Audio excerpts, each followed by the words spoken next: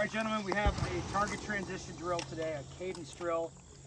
You're going to be forced to shoot a particular rhythm. Is this a good idea to do in a match? No, that would be stupid. For a training tool, this is good. This is going to force some mistakes in an interesting way, which I think is good, and you'll look at target transitions a little bit differently. So I'll show you what we're going to do, and it should make more sense. To start with, I'm going to shoot a bill drill. You know, I think everybody knows what that is. Draw 6 rounds into the center of the target. Now, I'm not going to shoot the fastest possible that I can.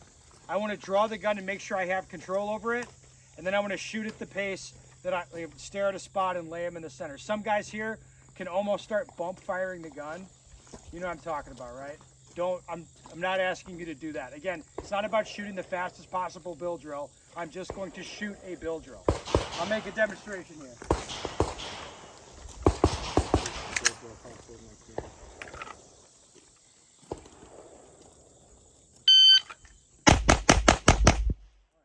Everybody agrees, good control over the gun, reasonable pace, exactly 2 seconds. Like, that was a very nice controlled bill drill.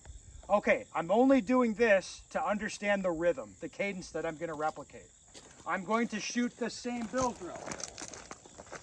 I'm going to look here, 2 shots out of the gun, then look there, 2 shots out of the gun, then look there. Okay, I'm going to try to keep everything the same as far as body tension, shoulder tension. All I'm going to do is shift my vision between the targets. The gun is going to go off at that pace no matter what happens. Again, we're not really assessing the hits that way, but you can see why this would be dumb to do this when you're shooting for score. Okay.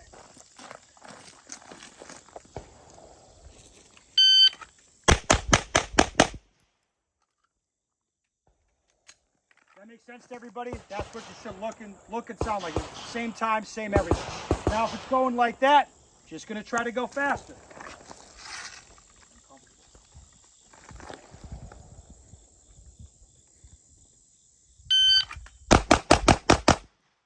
you can see the tension start to come into my shoulders.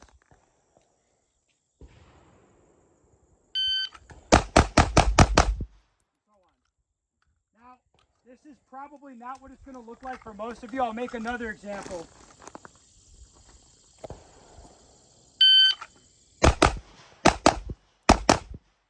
Go or no go? No go, right? So a lot of people, you're so programmed to react to something visual that you will do that. That's not what we're asking you to do.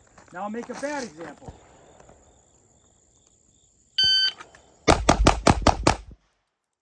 What happened? Yeah, I drew, I connected to the green fiber, and I pulled the trigger at the pace I thought I was supposed to, and I just swept the gun across the targets. That's not the thing. You should visually connect to the target. I'll make another example.